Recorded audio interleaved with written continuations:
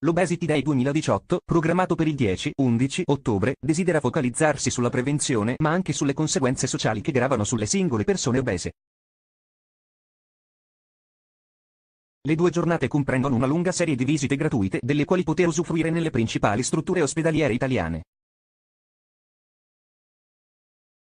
L'invito è di consultare il sito https://www.obesityday.org/, scegliere quella più vicina e recarsi lì per avere assistenza, diagnosi e consigli. La prevenzione comincia proprio così, non ignorando il problema ma al contrario muovendosi per invertire la rotta e cominciare a perdere peso. Bisogna prima di tutto rendersi conto di appartenere alla categoria obesi e attuare subito la migliore strategia possibile per far scendere l'ago della bilancia. Purtroppo la questione non deve essere sottovalutata poiché coinvolge un incredibile numero di persone. In Italia è in sovrappeso oltre una persona su 3, 36%, in maggioranza uomini, 45,5% rispetto al 26,8% delle donne, obesa 1 su 10, 10%, diabetica più di 1 su 20, 5,5%. Non si salvano nemmeno i bambini, visto che 1 su 3 rientra in quelle stesse categorie. Le cause principali restano una colazione inadeguata e il consumo eccessivo di bevande zuccherate o gassate. Inoltre, più del 66,4% delle persone con diabete di tipo 2 è anche sovrappeso o obeso. Altro punto all'ordine del giorno è la sensibilizzazione contro le discriminazioni a danno delle persone con obesità. Quest'ultima deve essere percepita come una malattia da curare e non come una caratteristica da discriminare.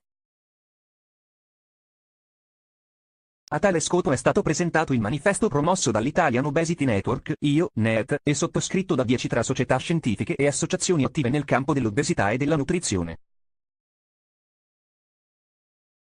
Infine, l'Obesity Day promuove una sorta di decalogo volto a ridurre il problema: organizzarsi per svolgere una regolare attività fisica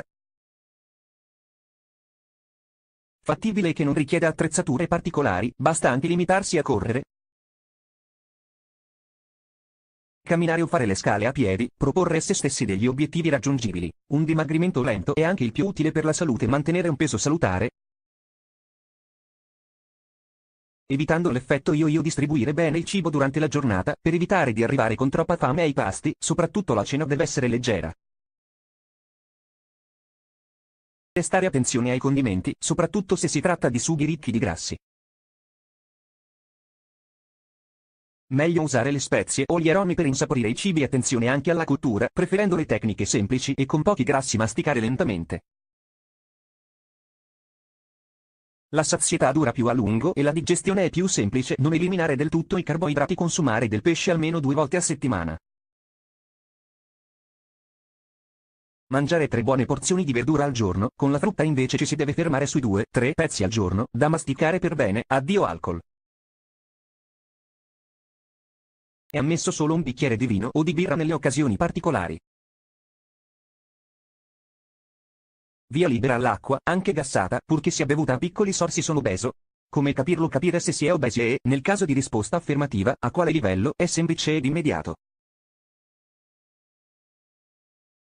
Basta misurare il proprio indice di massa corporea, ovvero il BMI, Body Mass Index, dividendo il proprio peso per la propria altezza al quadrato.